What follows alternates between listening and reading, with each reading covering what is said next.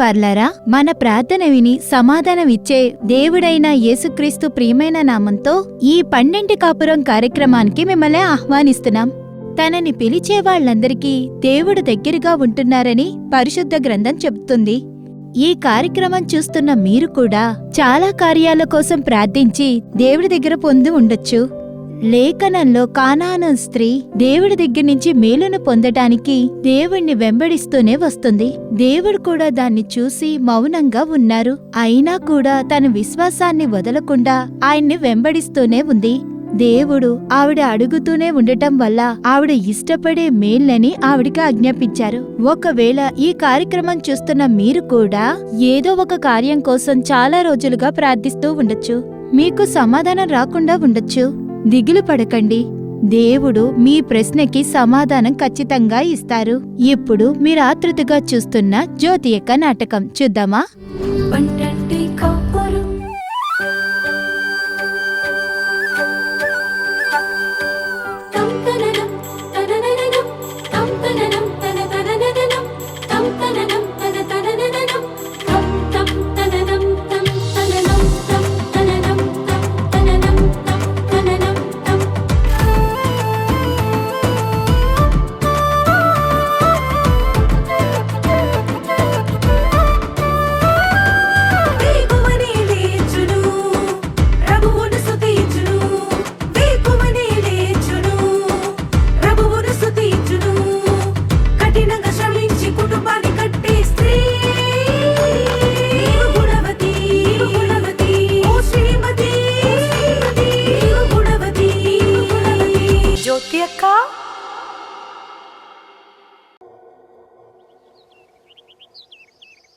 ఇంకా నైవేరా, ఆ ఏజెన్సీకి డబ్బులు ఇవ్వలేదు.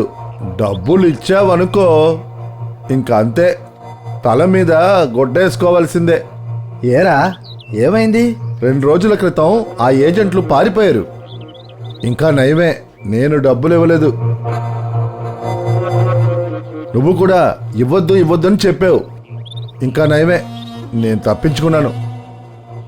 నేను చెప్పానుగా హెచ్చరికగా ఉండమని.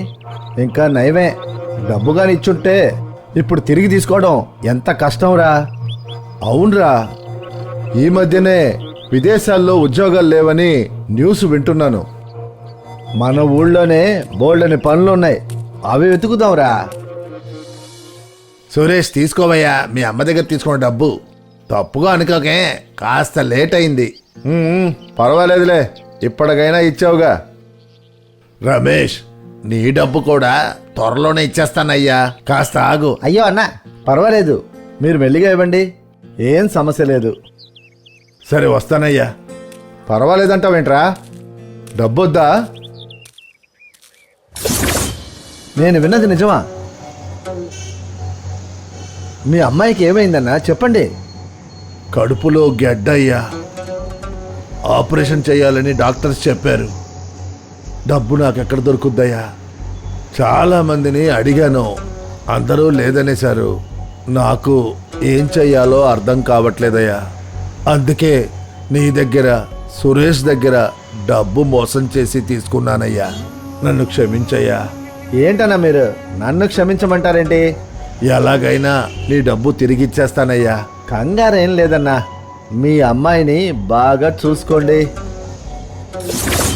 అందుకే డబ్బు తర్వాత ఇమ్మన్నావా? అవునరా, పాపం రాయన మంచి మనిషి, పరిస్థితులే అతన్ని అలా చేసేశాయి. మనం కాస్త అర్థం చేసుకుంటే మంచిదే కదా. ఖచ్చితంగా రా.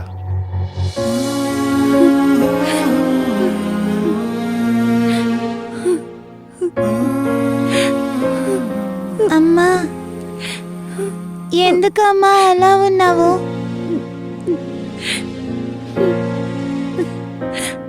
అమ్మా, ఏడవద్దమ్మా, నాకు బాధగా ఉంది. నాన్న కూడా ఇంట్లో లేరు, ఏడవద్దమ్మా. ఇదంతా మీ నాన్న వల్లే, ఆయన వల్లే ఏడుస్తున్నాను.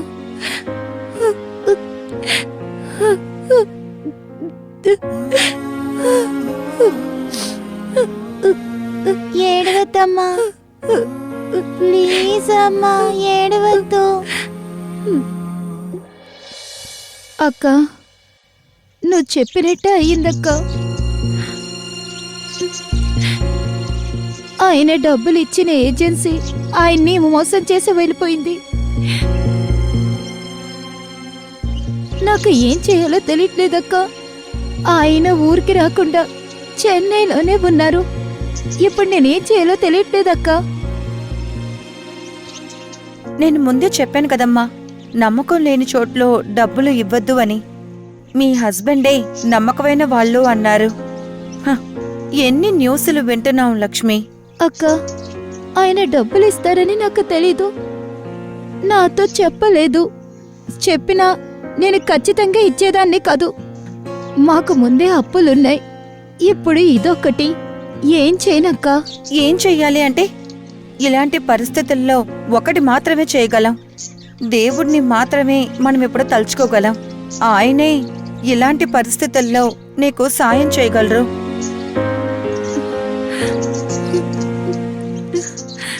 అవును లక్ష్మి, ఈ సమస్య నుంచి నువ్వు బయటికి రావడానికి, కోల్పోయిన డబ్బులు తిరిగి దొరకడానికి యేసుప్రభు మాత్రమే నీకు సాయపడగలరు. అడగండి ఇస్తాను అని చెప్పారు. నా పేరు మీద ఏదడిగినా చేస్తానని చెప్పారు. లక్ష్మి, నువ్వు చెయ్యాల్సింది ఒకటే, దేవుడి దగ్గర ప్రార్థన చెయ్యి. మేము చేసింది తప్పు, మూర్ఖత్వంగా చేశాము, మమ్మల్ని క్షమించండి అని అడగమ్మా. దేవుడికి మనమంటే ఇష్టం, క్షమిస్తారు, మనకి సాయం చేస్తారు. నువ్వు నిజంగా మనస్ఫూర్తిగా యేసుప్రభు దగ్గర అడిగి చూడు, ఖచ్చితంగా నీ తలుపులు తెరుచుకుంటాయి. నువ్వు ఇంతకు ముందు పెద్ద సమస్యల్ని ఎదుర్కొని ఎలా బయటకు వచ్చావో నీకు తెలుసు. ఏ సమస్య నుంచి నువ్వు బయటికి రాగలవు. నువ్వు ఇంటికి వెళ్ళి ప్రార్థన చెయ్యి, అంతా మారిపోతుంది. సరే అక్క. ఉమ్. మ్మ్. మ్మ్.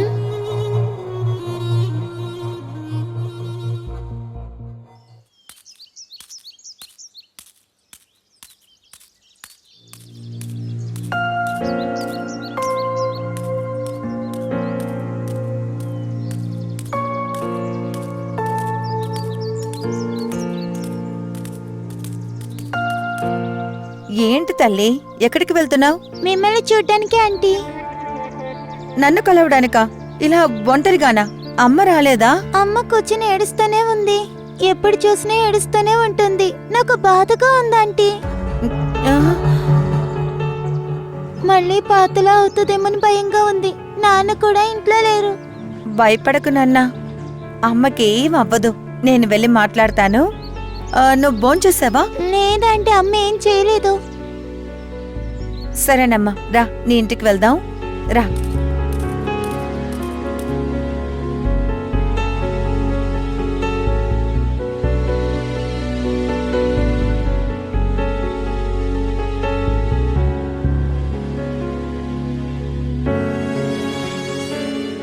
ఏంటి లక్ష్మి నువ్వు? నేను నీకు అంత చెప్పి కూడా నువ్వు ఇలా దిగులు పడుతున్నావు? ఎలా అక్క దిగులు పడకుండా ఉంటాను? 1,00,000 రూపాయలు పోయినాయి. నువ్వు దిగులు పడితే పోయిన డబ్బు మళ్ళీ దొరుకుతుందా?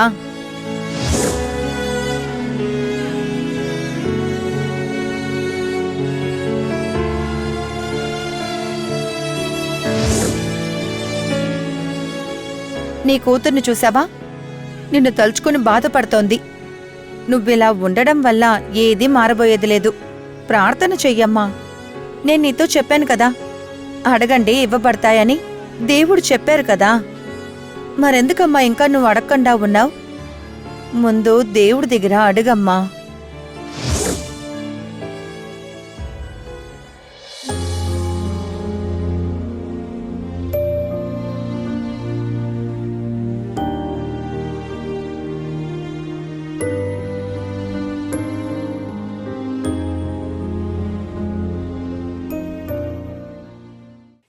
అక్క, నాకు తెలిసిన ఏజెన్సీలో ఫారిన్ కి మనుషుల్ని పంపిస్తున్నారు. మన డానీ అనే అక్కడికి పంపిద్దామా? మంచి ఉద్యోగం, చేతి నిండా సంపాదన. అక్కడికి వెళ్తే లైఫ్ లో మీరు సెటిల్ అవ్వచ్చు. అన్నయ్య ఆశ కూడా నెరవేరుద్ది. తమ్ముడు, మేమిక్కడే చాలా బాగున్నాం. దేవుడి దయ వల్ల బానే ఉన్నాం. మాకే లోటు లేదు నాన్న. విదేశాలన్నీ ఆయనకు వద్దు నాన్న, మన ఊరే చాలు. విదేశాలకు వెళ్ళడం తప్పని చెప్తున్నారా అక్క? హ, నేను అలా అనట్లేదు నాన్న, మా హస్బెండ్కి వద్దనే చెప్తున్నాను. నా పిల్లలు చదువుకున్నాక వెళ్ళొచ్చు, తప్పేమీ లేదు. కానీ ఈయనకొద్దు నాన్న, అది ఆయనకి కరెక్ట్ కాదు కూడా. ఆయన ఆశ కోరికలన్నీ దేవుడు ఇక్కడే నెరవేరుస్తారు నాన్న. మీరేదైనా చెప్పి ఆయన మనసు పాడు చేసేయకండి. అయ్యో అక్క, అటువంటిదేం లేదు. నా వల్ల అయిన సహాయం చేద్దామనుకున్నాను. తప్పనుకుంటే క్షమించండి. ఆ, ఏంటి తమ్ముడు ఇలా మాట్లాడుతున్నారు? మీ గురించి నాకు తెలీదా? ఆయన మీద ఉన్న మంచి ఉద్దేశంతోనే మీరిలా మాట్లాడుతున్నారు. దీన్నెలా నేను అపార్థం చేసుకోగలను? ఏంటి లక్ష్మి? అక్క, నేను బయలుదేరుతాను. సరేనన్నా. అక్క, మీరు చెప్పినట్టుగానే నేను నా కూతురు కలిసి ప్రార్థన చేశాం. అలాగా, చాలా సంతోషం అమ్మా. 2-3 రోజులుగా ప్రార్థన చేస్తూనే ఉన్నాం. ఒక్క మార్పు కూడా రాలేదు. నేను చాలా అలసిపోయానక్క. ఆ, అయినా కూడా నువ్వు అలసిపోకుండా ప్రార్థన చెయ్యని చెప్పిన మాట గుర్తుకొచ్చిందక్క. మళ్ళీ ప్రార్థన చేయడం మొదలుపెట్టాను. నేనడిగితే దేవుడు ఇస్తారనే విశ్వాసం నాలో వచ్చిందక్కా. అక్క, ఈరోజు ఉదయం చెన్నై నుంచి ఆయన ఫోన్ చేశారు. ఆ, మోసం చేసిన ఏజెన్సీని కనిపెట్టారంట. సగం మందికి డబ్బులు తిరిగి ఇచ్చారంట. ఇంకొక 2 రోజుల్లో మాకు డబ్బులొస్తాయక్క. చాలా సంతోషంగా ఉంది. ఇప్పుడు అర్థం చేసుకున్నావా ప్రార్థనకి సమాధానం ఇచ్చే దేవుడు ఉన్నారని? నువ్వు అడిగితే దేవుడిస్తారు అనేది నమ్ముతున్నావా? నమ్ముతానక్క, 100% నమ్ముతానక్క. అడగండి ఇస్తానని చెప్పిన ఆయన అడిగితే ఎలా ఇవ్వకుండా ఉంటారు? నమ్మకంతో ఎవరు అడిగినా సరే దేవుడు ఇస్తారమ్మా. మళ్ళీ ఇలాంటి తప్పుని ఎప్పుడు జీవితంలో చెయ్యొద్దు. లేదక్క, ఇంకెప్పుడు చెయ్యనక్క.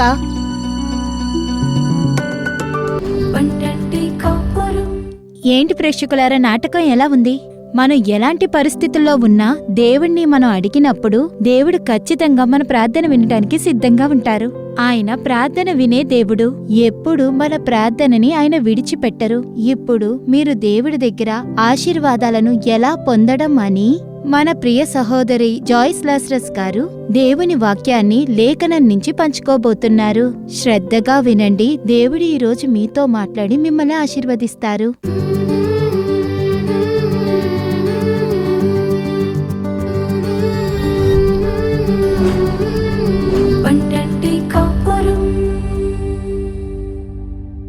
రక్షకుడు యెహోవా అగు యేసుక్రీస్తు తియ్యటి నామమున పండంటి కాపురం కార్యక్రమానికి విచ్చేసి ఉన్న మీ అందర్నీ యేసు నామం ద్వారా నేను దీవిస్తున్నాను.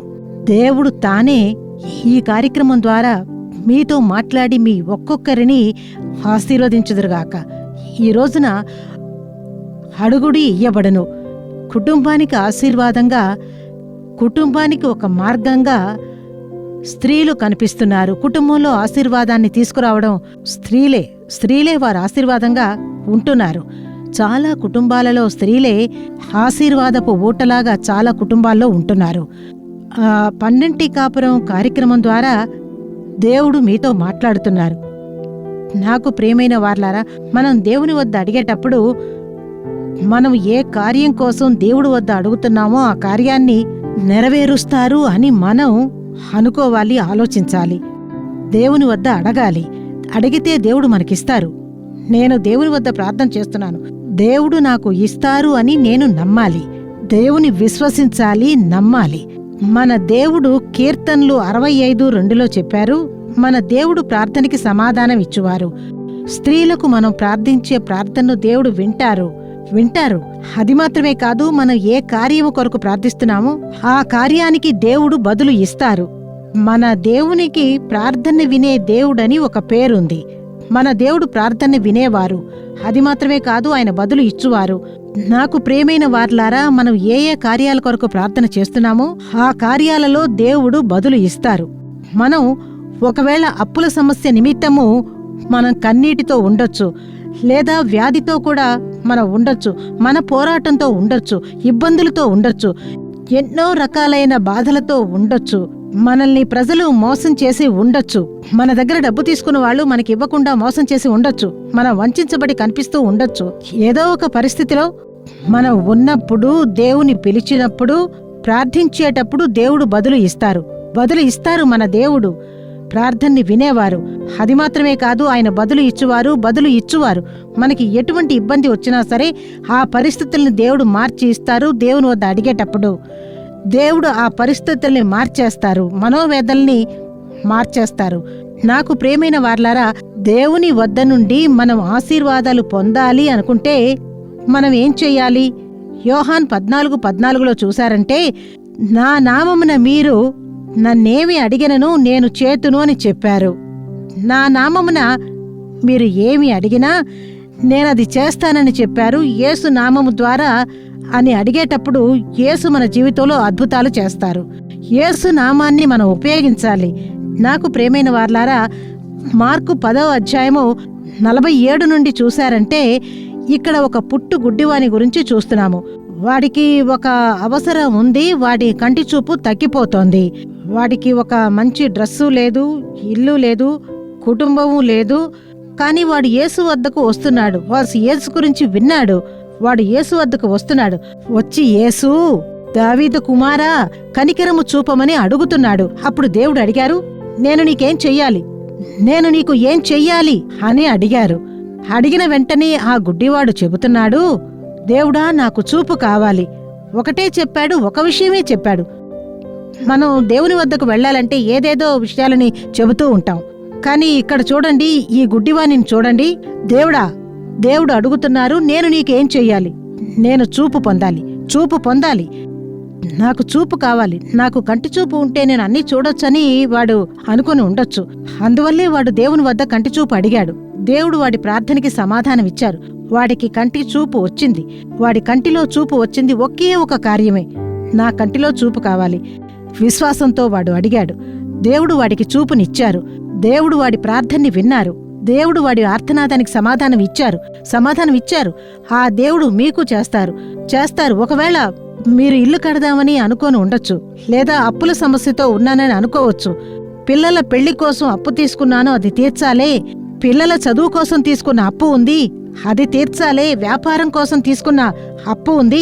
కుటుంబంలో అప్పులు ఎక్కువగా ఉన్నాయి, వాటన్నిటినీ తీర్చాలి. దేవుడు నాకు మార్గం చూపొచ్చు కదా అని మీరు అనుకోవచ్చు. ఏదో ఒక కార్యాన్ని చెప్పి దేవుని వద్ద ప్రార్థన చేయండి. ప్రత్యేకంగా చెప్పి ప్రార్థించండి.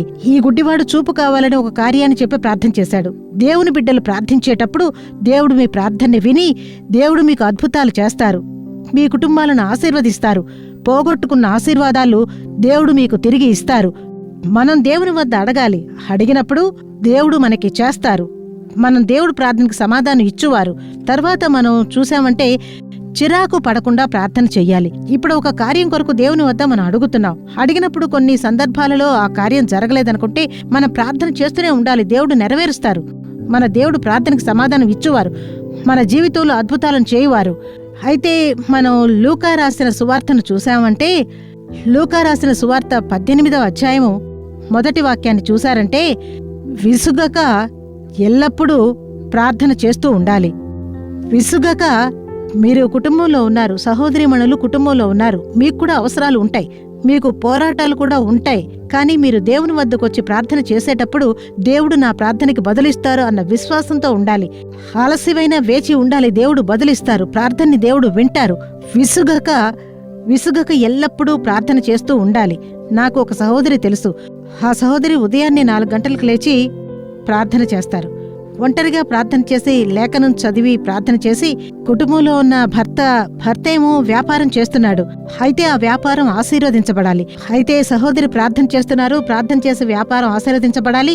వ్యాపారంలో పనిచేసేటువంటి బిడ్డలందరూ ఆశీర్వదింపబడాలి అని ఈ సహోదరి ప్రార్థన చేసి తెల్లవారి 4 గంటలకి అన్ని రూములు తలుపులు కొట్టి అందరినీ బయటికి తీసుకుని వచ్చి 5 గంటలకల్లా కుటుంబ ప్రార్థనలో కూర్చుంటారు. 5 గంటలప్పుడు విసుక్కోకుండా విశ్వాసంతో ప్రార్థన చేస్తారు. ప్రార్థన చేసి 5 గంటలకు పాటలు పాడి, టామ్రేన్ తీసుకొని కొట్టి పాటలు పాడి ఆమె ప్రార్థన చేస్తారు. దేవుడు ఆ ప్రార్థన విని ఆ కుటుంబాన్ని ఆశీర్వదించారు. స్త్రీలకు, మీరు ఒకవేళ మీ యొక్క భర్తకి సరైన వ్యాపారం లేకపోవచ్చు, పేదరికంలో ఉండొచ్చు, డబ్బు కూడా లేక ఉండొచ్చు, మీరు యేసు వద్దకు వచ్చి చూడండి. ప్రార్థన చేసి చూడండి, విసుక్కోకుండా ప్రార్థన చేసి చూడండి. దేవుడు మీ ప్రార్థన వింటారు, మీ కుటుంబాలు ఆశీర్వదిస్తారు, మార్గాలను యేసు మీ కొరకు తెరుస్తారు, మూయబడిన ద్వారాలను యేసు మీకోసం తెరుస్తారు. నాకు ప్రియమైన వార్లారా, లూకా 18వ అధ్యాయంలో ఒక పేద విధవరాలు ఆమె ఒక న్యాయాధిపతి వద్దకు వచ్చి, నాకు నీతి కావాలి అందట. నా శత్రువు వద్ద నుండి నాకు న్యాయం జరగాలి, ఆ విధంగా ఆమె అడిగింది. ఆ న్యాయాధిపతి మౌనంగా ఉన్నాడు. వాడి దగ్గర ఆమె రాత్రింబగళ్ళు అడుగుతోంది, నాకు న్యాయం చేయండి అంటుంది. వెంటనే ఆ న్యాయాధిపతి దేవుడంటే భయం లేనివాడు, దేవుని గౌరవించినవాడు. అటువంటి వాడైనా ఈ సహోదరి తనకు న్యాయం కావాలి అని విధవరాలు కూడా ఆమె వాడి వద్దకు వెళ్లి అడుగుతుంది. రాత్రి పగలు వాడిని ఇబ్బంది పెట్టినందువల్ల ఆమె కోసం కార్యాలు చేయడం మొదలుపెట్టాడు. అయితే అదే విధంగానే మనం దేవుని వద్ద ఒక కార్యం కొరకు ప్రార్థించేటప్పుడు సమాధానం వచ్చేంత వరకు రాత్రి పగలు దీర్ఘశాంతం కలవారుగా ఉండి మనం ప్రార్థించేటప్పుడు దేవుడు మనకు కనికరము చూపుతారు. కొన్ని సందర్భాలలో కొన్ని ప్రార్థనలు వెంటనే వింటారు. దేవుడు ఖచ్చితంగా ఆ ప్రార్థనకి సమాధానం ఇస్తారు. కొన్ని ప్రార్థనలు కొద్ది లేటుగా విని బదులు ఇస్తారు. కనుక ఆలస్యమైన వేచి ఉండి ఖచ్చితంగా దేవుడు మీ ప్రార్థన వింటారు. ఆ విశ్వాసం మీకు ఉండాలి. విసిగిపోకుండా మన ప్రార్థన చెయ్యాలి. అది మాత్రం కాదు, విశ్వాసంతో ప్రార్థించాలి. మనం విశ్వాసంతో అడగాలి. దేవుని వద్ద అడుగుతున్నాం కదా, ప్రార్థన చేస్తున్నాగా, దేవుడు నాకు ఇస్తారు. నేను అడిగిన విషయంలో దేవుడు బదులు ఇస్తారు. ఒకవేళ పిల్లల పెళ్లి కోసం ప్రార్థించవచ్చు, తగిన సంబంధం తీసుకురమ్మని ప్రార్థించవచ్చు. పిల్లలు బాగా చదవాలని మీరు అనుకోవచ్చు, లేదా నా బిడ్డ బాగా చదువుకోవాలి, ప్రమోషన్ దొరకాలి అని చెప్పి అనుకోవచ్చు, మంచి ఉద్యోగం దొరకాలి అలా కూడా మీరు అనుకోవచ్చు. దేవుడు మాట ఇస్తారు. విశ్వాసంతో ఉండాలి. మనం దేవుని వద్ద అడిగేటప్పుడు దేవుడు మనకి చేస్తారు. విశ్వాసంతో అడగాలి. 1 సామువేలు 1వ అధ్యాయంలో చూశారంటే హన్నా గురించి చెప్పబడి ఉంది. హన్నా అనే దేవుని స్త్రీ గురించి చెప్పబడి ఉంది. ఈ హన్నాకి ఒక బిడ్డ అవసరమైంది. ఆమె దేవుని వద్దకు వచ్చి నాకు ఏదో ఒక బిడ్డని ఇవ్వండి దేవుడా అని ప్రార్థన చేయలేదు. ఏ బిడ్డైనా ఇవ్వండి, నాకు ఏదో ఒక బిడ్డను ఇవ్వండి అని ఆమె అడగలేదు. ఆమె నాకు ఒక మగబిడ్డను మీరు ఇస్తే, అలాగే అడుగుతుంది, నాకు ఒక మగబిడ్డను ఇవ్వండి, నేను వాడిని మీకోసం పెంచుతాను, మీకోసం అంటూ నేను పెంచి మీ ఆలయానికి తీసుకెళ్లి మీకంటూ వదిలేస్తాను అని అన్నా దేవుని వద్ద అడిగింది. దేవుడు ఆమె ప్రార్థనకు బదులు ఇచ్చారు. మన జీవితంలో కూడా, మన కుటుంబాలను నడిపిస్తూ స్త్రీలుగా ఉన్న మన జీవితాలలో కూడా ఒకవేళ గర్భపు ఫలము లేకుండా మీరు కలత చెందొచ్చు. విశ్వాసంతో దేవుని వద్ద అడగండి. మూయబడిన మీ గర్భము తెరవబడును. దేవుడు మీ గర్భంలో బిడ్డను పెడతారు. హన్నా ప్రార్థనని విని దేవుడు ఒక మగబిడ్డను పెట్టారు. ఆ దేవుడు మీ జీవితంలోనూ అద్భుతాలు చేస్తారు. దేవుని వద్ద అడగండి, మీరు పొందుతారు. అడగండి, దేవుడా నా కుటుంబంలో ఆశీర్వాదం లేదు దేవుడా, ఈ గర్భపు ఆశీర్వాదం లేదు దేవుడా, మీరు నాకు ఇవ్వండి.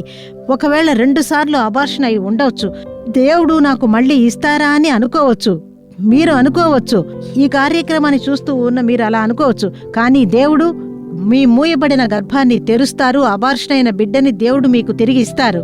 పోగొట్టుకున్న ఆశీర్వాదాలు మీరు తిరిగి ఇచ్చి మిమ్మల్ని ఆశీర్వదిస్తారు. మీరు దేవుని వద్ద అడగండి. అడిగేటప్పుడు దేవుడు మీ జీవితాలలో అద్భుతాలు చేస్తారు. మన దేవుడు ప్రార్థన వినేవారు.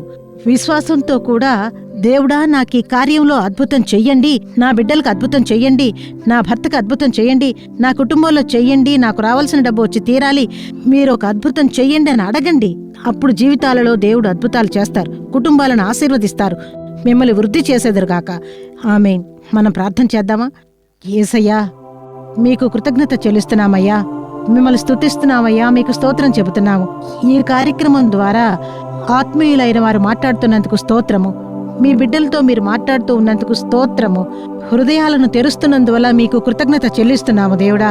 దుష్ట అపవాది ఏ బిడ్డ ఆలోచనలైనా సరే, ఉద్దేశాలను ఆలోచనల్ని తాకకుండా దేవుడా మీ రక్తపు కోటలో మూసి కాపాడండి తండ్రి. ఆత్మ అయిన వారు హస్తము తోడుగా ఉండాలి దేవుడా. అయ్యా, అడుగుడి అప్పుడు మీకు ఇయ్యబడును అని చెప్పారు కదా దేవుడా. బిడ్డలు అడిగే ప్రతి కార్యములను దేవుడా మీరు అద్భుతాలను చేసేదురుగాక దేవుడా. అయ్యా, నీరసాన్ని తీసుకొచ్చే ఆత్మలు దేవుడా, పిల్లలని తాకకుండా మీరు కాపాడండి దేవుడా. వారికి ఉత్సాహాన్ని ఇవ్వండి దేవుడా. ఉన్నతంలో ఉన్న బలాన్నిచ్చి మీ బిడ్డలను కాపాడేదురుగాక. అయ్యా, బిడ్డలను ఆత్మపరమైన జీవితంలో హెచ్చించెదరుగాక, గౌరవించెదరుగాక. అలసిపోయి ఉన్న పిల్లల్ని తట్టి లేపెదరుగాక దేవుడా. మీ శక్తి తాకునుగాక. శరీరంలో ఉండే బలహీనతలు యేసు నామమున తొలగిపోగునుగాక. ఉద్యోగాలు లేని బిడ్డలకు ఉద్యోగాలను ఇచ్చెదురుగాక దేవుడా. గర్భపు ఫలము లేని బిడ్డలకు గర్భపు ఫలాన్ని ఇచ్చెదురుగాక. మీరు ఆశీర్వదించండి దేవుడా, ఆశీర్వదించండి. ముందుగా మీ లేఖనాన్ని చదవడానికి, ప్రార్థించడానికి మీ పాదాల వద్ద వేచి ఉన్న సహోదరీమణులకు మీ కృపను ఇచ్చి నడిపించెదురుగాక. దేవుడా, మీరు ఆ విధంగా చేస్తున్నందుకు మీకు కృతజ్ఞత చెల్లిస్తున్నాము. స్తుతి, ఘనత, మహిమలన్నీ మీ ఒక్కరికే చెల్లిస్తున్నాము. యేసు నామమున ప్రార్థిస్తున్నాము మంచి తండ్రి. ఆమేన్, ఆమేన్. నాకు ప్రియమైన వార్లారా, ఈ కార్యక్రమం ద్వారా దేవుడు మీతో కూడా మాట్లాడి ఉంటారని నేను విశ్వసిస్తున్నాను. మనం దేవుని వద్ద ప్రార్థన చేద్దాం. మన దేవుడు ప్రార్థనకి బదులు ఇచ్చువారు. మీ మొరలన్నింటికీ బదులు ఇస్తారు. మిమ్మల్ని ఆశీర్వదిస్తారు, మీ కుటుంబాలను ఆశీర్వదిస్తారు, మీ బిడ్డలను ఆశీర్వదిస్తారు. మీ భర్త చేసే వ్యాపారాలన్నింటిని కూడా దేవుడు అభివృద్ధి చేస్తారు. యేసు నామము ద్వారా ఆమేన్. ప్రియమైన వర్లారా, ఈ రోజు కార్యక్రమం మీకు ఆశీర్వాదంగా ఉందని మేము నమ్ముతున్నాము. మీరు పొందిన మేళ్లను, ఆశీర్వాదాలను మాకు తెలియజేయడం మర్చిపోకండి. మీ ప్రార్థన అవసరాలను ఉత్తరం ద్వారా, ఈమెయిల్ ద్వారా మాకు తెలియజేయండి. మీకు సలహా ఇవ్వటానికి, మీకోసం ప్రార్థించటానికి సహోదరుడు మోహన్ సి లాస్రస్ గారు, దేవుని పరిచారకులు సిద్ధంగా ఉన్నారు. రేపు, ఎల్లుండ టీవీలో ఇంకా కంఫర్టర్ డిజిటల్ ఛానల్లో టెలికాస్ట్ అవ్వబోయే ప్రార్థిద్దాం రండి కార్యక్రమం చూడడం మర్చిపోకండి. మళ్ళీ వచ్చే వారం ఇదే కార్యక్రమంలో మనం కలుసుకుందాం. అంతవరకు దేవుని కృప మీపై ఉండుగాక. మరిన్ని వివరములు, ప్రార్థన అవసరతల కోసం సంప్రదించండి. యేసు విడిపించుచున్నాడు పరిచర్యలు, నాలుమావడి, తూతుక్కుడి జిల్లా 628211.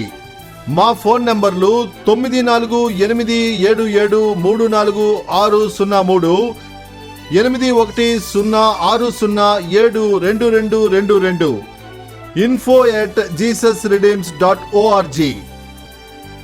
దేవుడు మిమ్మును దీవించునుగాక.